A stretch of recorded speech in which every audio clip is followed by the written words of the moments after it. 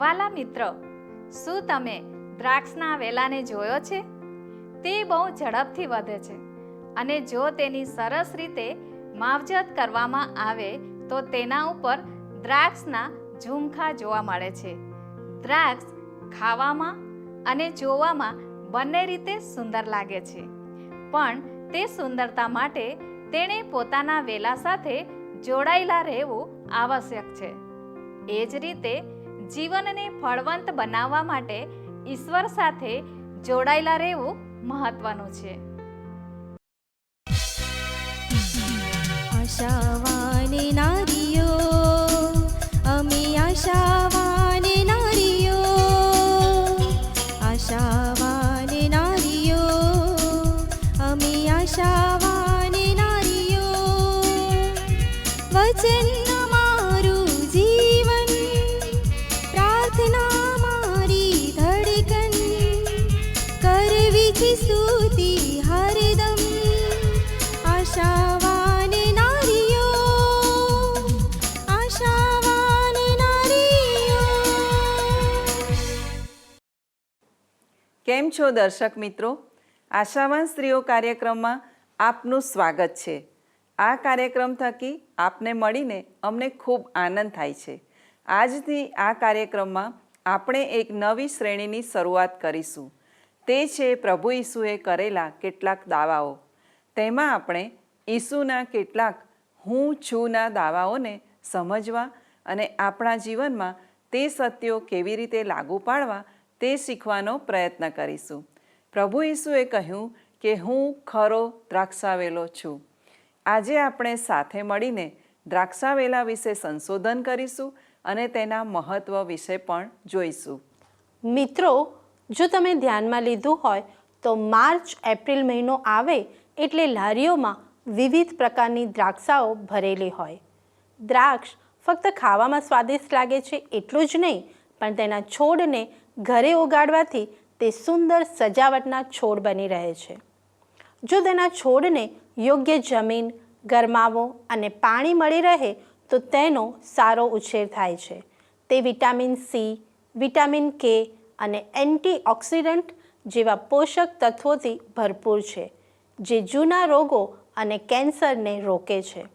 તે કોલેસ્ટ્રોલ ઓછી કરવામાં સહાયરૂપ છે અને ડાયાબિટીસ સામે પણ રક્ષણ આપે છે. જો દ્રાક્ષાને યોગ્ય રીતે અને યોગ્ય જગ્યામાં રોપવામાં આવે તથા તેની યોગ્ય કાળજી લેવાય તો દ્રાક્ષાવેલાના ઉછેર દ્વારા પુષ્કળ પાક લઈ શકાય છે. ફળ ઉત્પન્ન કરવા વેલાઓને ખૂબ જ સૂર્યપ્રકાશની જરૂર પડે છે. જેટલો તડકો પડવા દો તેટલો ભરપૂર પાક થાય. દ્રાક્ષાવેલાઓને માટે થોડી ભીનાશવાળી પણ પાણી વગરની જમીન ઉત્તમ છે. તેનો જાડો વેલો કાયમ રહેશે અને દરેક ઋતુઓમાં ટકી રહેશે. તમે આ જાણકારી આપી તેથી મને પણ ઘણું નવું જાણવાનું મળ્યું. બાઇબલમાં પણ દ્રાક્ષા અને દ્રાક્ષાવેલાની નોંધ છે. જૂના કરારમાં મૂસાએ મોકલેલા જાસૂસો વચનના દેશ કનાનમાં જઈને પાછા આવે છે. દ્રાક્ષોના ખૂબ જ મોટા ઝુમખા 2 માણસો એક લાકડી પર લટકાવીને લાવ્યા હતા. બીજી પ્રખ્યાત વાર્તા કાના ગામના લગ્નની છે, જ્યાં ઈસુ પાણીનો દ્રાક્ષારસ બનાવે છે અને તે ખૂબ જ સ્વાદિષ્ટ હતો. પણ હું તમને એક પાસ્ખા પર્વની ઉજવણીની વાત તરફ દોરવા માંગુ છું. તેમાં ઈસુ અને તેમના શિષ્યોએ સાંજનું ભોજન લીધું અને યહૂદા તેમને પકડવા આવ્યો. ત્યારે ઈસુએ શિષ્યોને હવે પછી થનાર રહસ્યમય બાબતોનું ઘણું શિક્ષણ આપીને દિલાસો આપ્યો હતો. સાચી વાત. ઈસુએ તેઓને કહ્યું કે તે તેઓને માટે જગ્યા તૈયાર કરવા જાય છે. પછી તેમણે શિષ્યોની સાથે વાત કરતાં કહ્યું કે હું ખરો દ્રાક્ષાવેલો છું અને મારો બાપ માળી છે. ઈસુએ અહીં એક ચેતવણી પણ ઉમેરી. મારાથી નિરાળા રહીને તમે કંઈ કરી શકતા નથી. જો કોઈ મારામાં રહેતો નથી તો ડાળીની જેમ તેને બહાર ફેંકી દેવામાં આવે છે અને તે સુકાઈ જાય છે. પછી લોક તેઓને એકઠી કરીને અગ્નિમાં નાખે છે ને તેઓ બળી જાય છે. જો તમે મારામાં રહો અને મારા વચન તમારામાં રહે તો જે કંઈ તમે ચાહો તે માગો એટલે તે તમને મળશે. શું તમે અમને કહેશો કે તેનો શો અર્થ થાય અને એ સત્ય આજે આપણને કેવી રીતે લાગુ પડે? ચોક્કસ. તેની શરૂઆત દ્રાક્ષાવેલાથી કરીએ. દ્રાક્ષાવેલો એવો છોડ છે જેના વેલાને ટેકાની જરૂર હોય છે. તે તેની કૂંપળો વડે વીંટળાઈને ઉપર ચડે છે અથવા જમીન પર સરકે છે. દાખલા તરીકે દ્રાક્ષાવેલાના મૂળ અથવા થડ તેના પોષક તત્વો ડાળીઓને પહોંચાડે છે. તે ડાળીઓ તૃપ્ત થઈને ફળ આપે છે. ઈસુ શિષ્યોને એ સમજાવવા ઈચ્છતા હતા કે તેમની પાછળ ચાલવું અને તેમની સાથે જોડાયેલા રહેવું તે કેટલું અગત્યનું હતું. ઈસુ ઈચ્છતા હતા કે તેમના શિષ્યો પુષ્કળ ફળ આપે. તેથી ઈસુ પોતાની જાતને ખરા દ્રાક્ષાવેલા તરીકે, ઈશ્વર પિતાને દ્રાક્ષાના માળી તરીકે અને શિષ્યોને ડાળીઓ તરીકે વર્ણવે છે. વાલા મિત્રો, તમારા ઘરમાં પણ બગીચો હશે. જો આપણે દ્રાક્ષાવાડી રોપીએ તો આપણો હેતુ દ્રાક્ષાનો પાક મેળવવાનો છે. આપણું ધ્યેય રહે છે કે આપણી દ્રાક્ષાવાડીને પુષ્કળ દ્રાક્ષા લાગે. જો તેને ફક્ત ફૂલો અને પાંદડા જ થાય તો તેને રોપવામાં કરેલી આપણી બધી મહેનત નિષ્ફળ જાય છે. તેનો હેતુ પૂર્ણ કરવા માટે વેલાએ ઊભા રહીને ડાળીઓને ફેલાવવાની છે, જેથી તેઓને ફળ લાગે. વેલાનું મુખ્ય કામ મૂળમાંથી પાણી અને પોષણ ખેંચીને ડાળીઓને પહોંચાડવાનું છે, જેથી તેઓની સર્વ જરૂરિયાત પોષાય, તેઓ વૃદ્ધિ પામે અને દ્રાક્ષોના ઝુમખાઓ ઉત્પન્ન થાય. વહાલા મિત્રો, ઈશ્વર આપણા માળી છે. ઈશ્વર દ્રાક્ષાવાડીની સર્વ જવાબદારી ધરાવે છે. તે તેની દેખરેખ અને કાળજી રાખે છે. દ્રાક્ષાવાડીને માટે નુકસાનકારક બાબતોને ઈશ્વર દૂર કરે છે, તેનું પોષણ કરે છે અને સાચવે છે. ખરા અને મુખ્ય દ્રાક્ષાવેલા તરીકે ઈસુ આપણને છોડના મૂળ અને ડાળી સાથે જોડે છે. તે જ જીવન છે. આપણે ડાળીઓ તરીકે દ્રાક્ષાવેલા સાથે જોડાયેલા છીએ. દ્રાક્ષાવેલા સાથેના જોડાણમાં ભાગીદાર બનીને ડાળીઓ ફળ આપે છે. દ્રાક્ષાવેલા વગર ડાળીઓ હયાતી ધરાવી શકતી નથી. વળી માળી વગર તેઓ પૂર્ણ સ્વસ્થ રહી શકતી નથી અથવા ફળ આપી શકતી નથી. આ તો જોડાણયુક્ત સંબંધ અથવા પ્રક્રિયા છે. વાલી બહેનો, આ ઉદાહરણ આપીને ઈસુ શીખવે છે કે આ સર્વ ભાગો એટલે દ્રાક્ષાવેલો, માળી અને ડાળીઓ આંતરિક રીતે જોડાયેલા છે.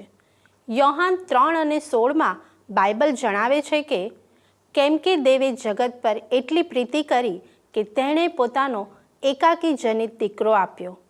એ સારું કે જે કોઈ તેના પર વિશ્વાસ કરે તેનો નાશ ન થાય પણ તે અનંત જીવન પામે. આ વિશ્વાસ ઈસુ સાથેના સંબંધ અને જોડાણથી જ શક્ય બને છે, તેમના વગર કદી નહીં. એટલા જ માટે ઈસુ આપણને યોહાન 15 કહે છે કે તે પોતે દ્રાક્ષાવેલો છે, આપણે ડાળીઓ છીએ અને ઈશ્વર માળી છે. પણ ઈશ્વર પોતાના લોકોના જીવનમાં કેવા પ્રકારના ફળ જોવા માંગે છે? મિત્રો, આ વિષયમાં આપણે આગળ વધીએ તે પહેલાં એક ગીત સાંભળીએ. જીવનનો ઝરો છે પ્રભુ ઈસુ, પ્રભુ ઈસુ. જીવનનો ઝરો છે પ્રભુ ઈસુ, પ્રભુ ઈસુ. તેમાં છે જીવનનું જળ, ઝરો છે પ્રભુ ઈસુ, પ્રભુ ઈસુ. જીવનનો ઝરો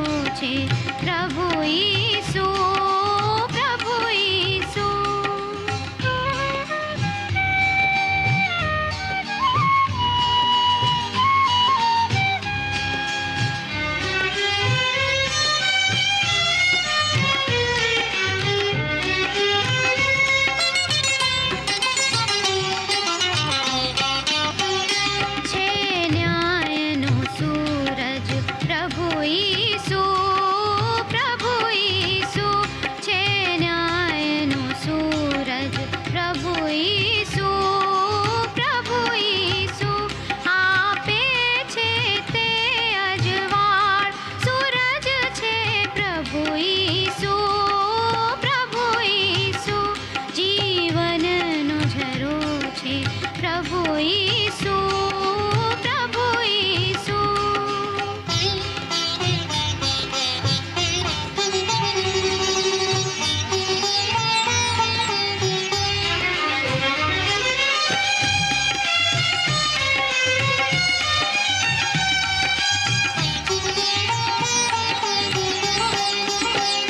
છે હૃદયનો રાજા પ્રભુ ઈસુ પ્રભુ ઈસુ છે હૃદયનો રાજા પ્રભુ ઈસુ પ્રભુ ઈસુ છે શાંતિનો સરદાર છે રાજા પ્રભુ ઈસુ પ્રભુ ઈસુ જીવનનો ઝરો છે પ્રભુ ઈસુ પ્રભુ ઈસુ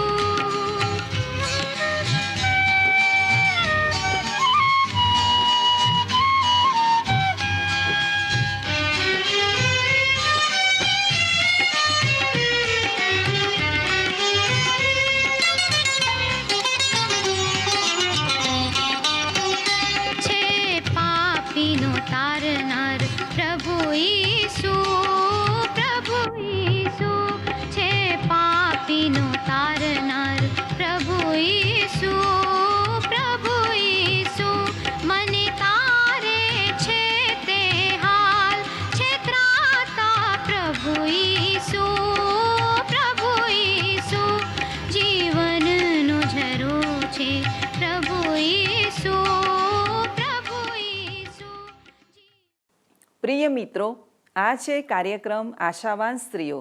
આજે આપણે શીખી રહ્યા છીએ કે ઈસુ ખ્રિસ્ત ખરો દ્રાક્ષાવેલો છે. ઈશ્વર આપણામાં કાર્ય કરે છે, તેથી તે આપણામાં વિવિધ પ્રકારના ફળો જોવા માંગે છે. ઈશ્વર આપણા જીવનોમાં પ્રેમ, આનંદ, શાંતિ, સહનશીલતા, માયાળુપણું, ભલાઈ, વિશ્વાસુપણું, નમ્રતા તથા સંયમ જેવા ગુણો જોવા માંગે છે. જેઓ પોતાના ફળો શબ્દ અને કૃત્યમાં બતાવવા સક્ષમ છે, તેઓ ફળવંત જીવન જીવી શકે છે. મિત્રો, શા માટે ઈસુ એ હકીકત પર ભાર મૂકે છે કે ફળ આપવા માટે ડાળીઓને દ્રાક્ષાવેલાની જરૂર છે? સૌ પ્રથમ કારણ એ છે કે ડાળીઓ દ્રાક્ષાવેલા વગર ફળ આપી શકતી નથી. ધારો કે તમે એક છોડ પરથી ફૂલ તોડીને ફૂલદાનીમાં મૂકો તો શરૂઆતમાં તો તે સુંદર લાગશે, પણ સમય જતાં તે સુકાઈ જશે અને ચીમળાઈ જશે. અથવા ધારો કે દ્રાક્ષાવેલામાંથી તમે દ્રાક્ષની એક લૂમ તોડો તો તમે તે ખાઈ શકશો, પણ તેને ટેબલ પર કે તડકામાં મૂકી રાખો તો તે બગડી જશે અથવા સુકાઈ જશે. છોડ સાથે જોડાયેલ ફળ જ વૃદ્ધિ પામશે અને વધુ ફળ ઉપજાવશે. ફળ આપવા માટે આપણે સાચા, તંદુરસ્ત અને અનંતકાળિક દ્રાક્ષાવેલા સાથે એટલે ઈસુની સાથે જોડાયેલા રહેવું જોઈએ. એકદમ સાચી વાત છે. પણ ઈસુ આપણને જણાવે છે કે એક સારો માળી ફળને કે દ્રાક્ષાવાડીની મજબૂતીને કોઈ પણ રીતે નષ્ટ થવા દેશે નહીં. તે નકામી ડાળીઓ અને ખરાબ ફળને કાપી નાખે છે.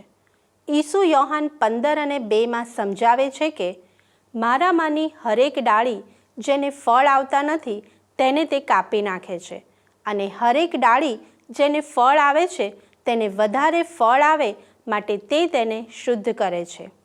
આ જણાવે છે કે વૃદ્ધિ પામતા દ્રાક્ષાવેલા માટે તેને કાપકૂપ કરવાનું ખૂબ મહત્વનું છે. તદ્દન સાચી વાત છે. દ્રાક્ષાઓ 1 વર્ષ જૂની ડાળીઓમાંથી ફૂટેલા નવા ફણગાઓ પર વધતી જાય છે. જો જૂની ડાળીઓને દર વર્ષે પૂરી રીતે કાપવામાં આવે તો નવી વૃદ્ધિ થઈ શકે છે, પણ તે પૂરતું નથી. દ્રાક્ષાવેલાને કેળવવો પણ જરૂરી છે. પણ દ્રાક્ષાવેલાને કેવી રીતે કેળવી શકાય? સૌપ્રથમ તો દ્રાક્ષાવેલાની વૃદ્ધિ થાય તે માટે તેને જમીનથી ઉપર રાખવામાં આવે છે. તેને કેળવવાની ઘણી પદ્ધતિઓ છે. દ્રાક્ષાવેલાને સોરનાર કે કાપનાર વધેલી ડાળીઓને કાપે છે. આ ડાળીઓ લાંબી થાય છે, પણ તેઓ દ્રાક્ષાવેલાના મુખ્ય મૂળમાંથી વિરુદ્ધ દિશામાં વધતી હોવાથી પોતાની શક્તિ અને દ્રાક્ષાવેલા સાથેનું મજબૂત જોડાણ ગુમાવી દે છે. આમ દ્રાક્ષાવેલાથી કપાઈ ગયેલી ડાળી મરી જાય છે. તે દ્રાક્ષાવેલાની બાજુમાં જ પડેલી હોય પણ તે તેની સાથે જોડાયેલી ન હોવાથી તેમાંથી કંઈ પ્રાપ્ત કરી શકતી નથી. એનો અર્થ કે સારો દેખાવ અને ફળવંત વિકાસ માટે દ્રાક્ષાવેલાની કાપકૂપ કરવી જરૂરી છે. એ જ રીતે જેઓ ઈશ્વર પર વિશ્વાસ કરે છે તેઓના જીવનમાં યોગ્ય સમયે કાપકૂપ કરવી જરૂરી છે. તેનો અર્થ એવો થાય કે જે બાબતો તેઓને ઈશ્વરથી દૂર લઈ જાય છે તેને પોતાના જીવનમાંથી દૂર કરવી આવશ્યક છે. મિત્રો, તમારા જીવન વિશે વિચારો. જે બાબતો જરૂરી છે તે તમારામાં છે કે નહીં? તમારા શબ્દો, તમારું વલણ અને તમારા કેટલાક નિર્ણયો ઈશ્વરને સ્વીકાર્ય ના પણ હોય. તેથી આવી બાબતોને કાપવી જરૂરી છે. નિપુણ માળી તરીકે ઈશ્વર પોતાની દ્રાક્ષાવાડીની કાળજી લે છે કે જેથી તેમની ડાળીઓ સારા ફળ આપે. મિત્રો, જેમ ડાળી કાપવાનું કામ કષ્ટદાયક હોય છે તે જ રીતે અગત્યના પાઠ શીખવાનું પણ આપણને કઠણ લાગે છે. તેને લીધે આપણા માટે કેટલાક દ્વાર બંધ થઈ જાય છે, સંબંધો તૂટી જાય છે અને આપણને એકલતા અને શરમનો અનુભવ થાય છે. પણ બાઇબલ ગીતશાસ્ત્ર 94 અને 12 આપણને યાદ કરાવે છે, હે યાહ, જેને તું શિક્ષા કરે છે અને જેને તું તારા નિયમશાસ્ત્રમાંથી શીખવે છે તે પુરુષને ધન્ય છે. યોહાન 15મા અધ્યાયમાં ઈસુ આપણને શીખવે છે કે આપણે ઈશ્વરની દ્રાક્ષાવાડીની ડાળીઓ છીએ. આપણે ખરા દ્રાક્ષાવેલા ઈસુ સાથેના જોડાણ અને સંબંધને લીધે જ વૃદ્ધિ પામી શકીએ છીએ અને ફળવંત બની શકીએ છીએ.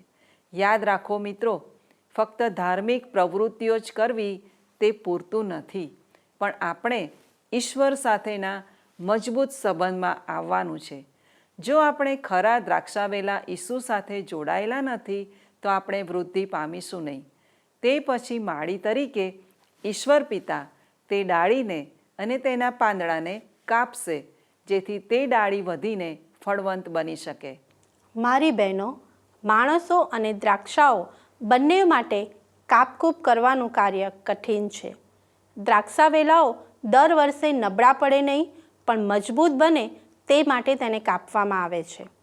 આપણા જીવનમાં ઈશ્વરની કાપકૂપનું કાર્ય દુઃખદ હોય છે, પણ તે દ્વારા ઈશ્વર ખરેખર આપણી નિકટતામાં આવે છે અને આપણા જીવનમાં તેમને માટે જગા તૈયાર કરે છે. જેમ દ્રાક્ષાઓને માટે પક્ષીઓ, પશુઓ અને રોગોનું જોખમ હોય છે તેમ આપણને પાપ, નબળાઈ અને બીકનું જોખમ હોય છે. દ્રાક્ષાવેલાને વાડ કે જાળીથી ઢાંકવાની જરૂર પડે છે, તેમ આપણને પણ દુનિયાની ખરાબ અસરો જેવા હુમલાથી બચવાની જરૂર છે. આપણા જીવનમાંની કાપકૂપ કષ્ટમય હોય છે. તેમાં ઘણા આંસુ, ઘણી લાગણીઓ, ખોટ અને દુઃખદ ઘડીઓ પણ આવે છે, પણ તે નુકસાનકારક નથી. તમારી વાત સાચી છે. જીવનમાં નકામી બાબતોની કાપકૂપ કરવાથી આપણે નવી શરૂઆત, નવું જીવન, નવી તકો અને નવા અનુભવો સાથે આગળ વધી શકીએ છીએ. આપણે માટે ઈશ્વરના ઈરાદા જે છે તે આપણા સર્જનહારની દ્રષ્ટિમાં મહાન અને શ્રેષ્ઠ છે. વાલી બહેનો, આજે જ તમારા જીવનમાં કાપકૂપની પ્રક્રિયા શરૂ કરવા માટે શુભ દિવસ છે. શું સામાજિક માધ્યમો અથવા અન્ય સમય બગાડતી બાબતો, આપણા કુટુંબો સાથેની સંગતો કે પ્રભુ ઈસુ સાથેનો આપણો આત્મિક વિકાસ અને ઈશ્વરનો અવાજ સાંભળવાની શક્તિ લૂંટી રહ્યા છે? શું કોઈ પાપ ઈશ્વર સાથેની નિકટતાથી તમને દૂર રાખે છે? શું જીવન વિશેનું કોઈ નકારાત્મક વલણ આપણા આશીર્વાદોને જાણવા અને તે માટે ઈશ્વરનો આભાર માનતા આપણને રોકી રહ્યું છે? આવો આપણા જીવનોની જરૂરિયાતોને ઓળખવા અને કાપકૂપ કરવા ઈશ્વરની સહાય માંગીએ અને પ્રાર્થના કરીએ. વહાલા પ્રભુ ઈસુ, તમે અમારા માટે ખરો દ્રાક્ષાવેલો છો તે માટે તમારો આભાર માનીએ છીએ. ડાળીઓ તરીકે અમને વેલાની સાથે જોડાયેલા રહેવા મદદ કરો જેથી અમે ફળવંત જીવન જીવી શકીએ. જે બાબતોમાં અમારે કાપકૂપ કરવાની છે તે પણ અમને બતાવો. ઈસુના નામમાં માંગુ છું. આમેન.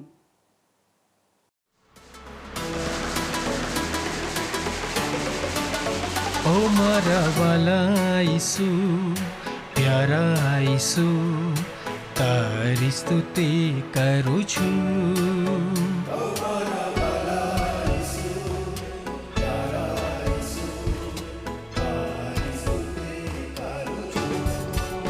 ઓ મારા વાલા ઈસુ, પ્યારા ઈસુ, તારી સ્તુતિ કરું છું. ઓ મારા વાલા ઈસુ, પ્યારા ઈસુ, તારી સ્તુતિ કરું છું. ઉપકારો તારા અનેક ઘણા, ઉપકારો તારા અનેક ઘણા, માનું હું તારો આભાર, માનું હું તારો આભાર. ઓ મારા વાલા ઈસુ, પ્યારા ઈસુ, તારી સ્તુતિ કરું છું. ઓ મારા વાલા ઈસુ, પ્યારા ઈસુ, તારી સ્તુતિ કરું છું. સંકટમાં પોકારું તુજને, સંકટમાં પોકારું તુજને, સાદ મારો તું છે સુણનાર, સાદ મારો તું છે સુણનારો. મારા વાલા ઈસુ, પ્યારા ઈસુ, તારી સ્તુતિ કરું છું. મારા વાલા ઈસુ, પ્યારા ઈસુ, તારી સ્તુતિ કરું છું. તારણનો માર્ગ છે તું, તારણનો માર્ગ છે તું, અનંત કાળનું જીવન તું, અનંત કાળનું જીવન તું. ઓ મારા વાલા ઈસુ, પ્યારા ઈસુ, તારી સ્તુતિ કરું છું. ઓ મારા વાલા ઈસુ, પ્યારા ઈસુ, તારી સ્તુતિ કરું છું, તારી સ્તુતિ કરું છું, તારી સ્તુતિ કરું છું. પ્રિય દર્શકો, દ્રાક્ષાનો પાક સૂર્યપ્રકાશ, વરસાદ, સારી ભૂમિ અને સારું પાણી વગેરે પર આધારિત છે. તેમ આપણે પણ આશાવાન સ્ત્રીઓ તરીકે આપણા વાતાવરણથી અસર પામીએ છીએ. કેટલીક પરિસ્થિતિ અને લોકો અન્ય કરતાં આપણા આત્મિક વિકાસમાં વધુ ફાળો આપે છે. તેથી આપણે પોતાની જાતને ક્યાં રોપીએ છીએ અને ક્યાં મૂળ નાખીએ છીએ તે વિશે કાળજી રાખવી મહત્ત્વનું છે. જ્યાં પરિસ્થિતિ અને પોષણ આદર્શ છે ત્યાં આત્મિક પરિપક્વતામાં વધવું અને પુષ્કળ ફળ આપવા સરળ છે. મિત્રો, આપણ સર્વને ટેકાની જરૂર પડે છે. જ્યારે દ્રાક્ષાવેલાને વધુ પ્રકાશ કે હવા માટે જાળી કે વાળનો ટેકો મળે છે ત્યારે તે મજબૂત થાય છે. આપણે વિશ્વાસીઓ પણ વારંવાર નિષ્ફળ બની પડી જઈએ છીએ. આપણા પોતાના પગ પર ઊભા રહેવા આપણે મજબૂત બનીએ ત્યાં સુધી આપણને ઉત્તેજન અને એકબીજાના મદદગાર હાથની જરૂર પડે છે. તેથી આશાવાન સ્ત્રીઓ તરીકે આપણા કુટુંબો, મંડળી, સમાજ અને બીજાઓને ટેકો આપવો તે સૌથી મહત્ત્વની બાબત છે. જ્યારે દ્રાક્ષાવેલાનો એક ભાગ નબળો હોય ત્યારે દ્રાક્ષાવાડીના બીજા પાકને પણ તે અસર કરે છે. તેમજ એક વ્યક્તિની નબળાઈ આખા કુટુંબને અસર કરે છે.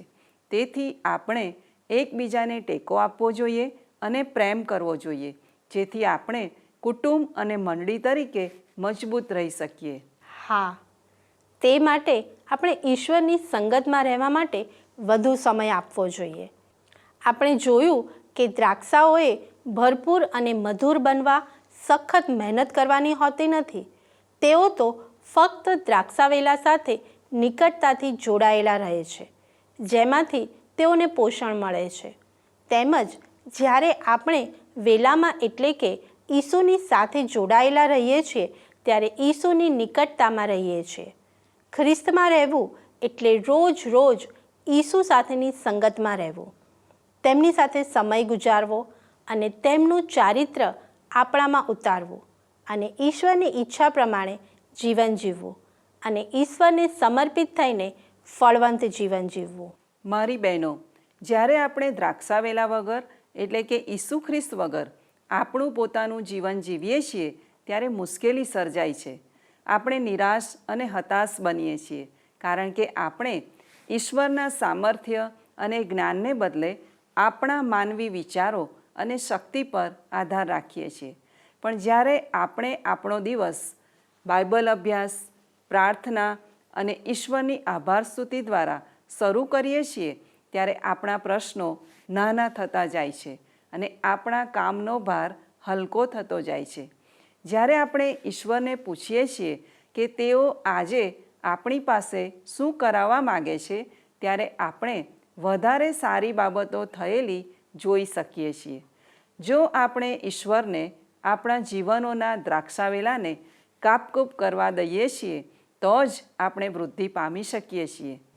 પ્રિય બહેનો, તમારા દ્રાક્ષાવેલાની કઈ ડાળીને કાપકૂપની જરૂર છે તે વિશે વિચાર કરો.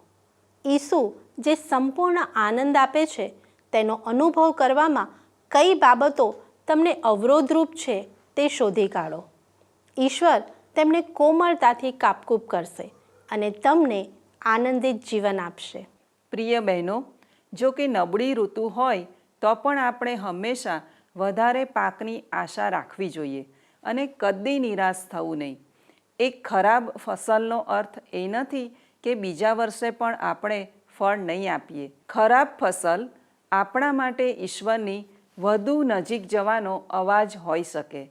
તેથી વાતાવરણ પ્રત્યે વધુ ધ્યાન આપો અને તમે તેમના પ્રકાશ તથા પ્રેમમાં રહો છો કે નહીં તેની ખાતરી કરો. જ્યારે મુશ્કેલી આવે, કઠણ સમયો આવે અને જ્યારે કાપકૂપનો અનુભવ થાય ત્યારે ક્યાંથી અને કેમ તેને ધ્યાન આપ્યા વગર ખ્રિસ્તમાં રહો. તમારો વિશ્વાસ જાળવી રાખો. વેલાના મૂળ નજીક જાઓ જ્યાં શક્તિ અને પોષણ છે. ઈસુના આ શબ્દો યાદ કરો, મારા વગર તમે કશું કરી શકતા નથી. મારી પ્રિય આશાવાન બહેનો, હિંમત રાખો, કાપકૂપ સહન કરો.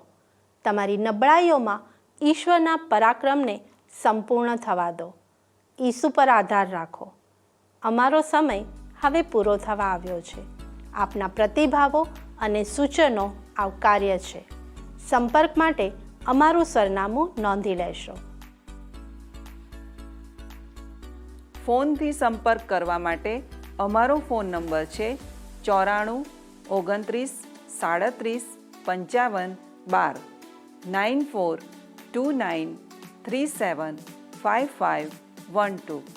આ નંબર ઉપર આપ અમને SMS અથવા વોટ્સએપ પણ કરી શકો છો. આવતા સપ્તાહે આ જ સમયે આશાવાન સ્ત્રીઓ કાર્યક્રમમાં ફરીથી મળીશું. ઈશ્વર આપને આશીષ આપે. ધન્યવાદ. શું તમને આ કાર્યક્રમ ગમ્યો? અત્યારે જ અમને મિસ કોલ કરો.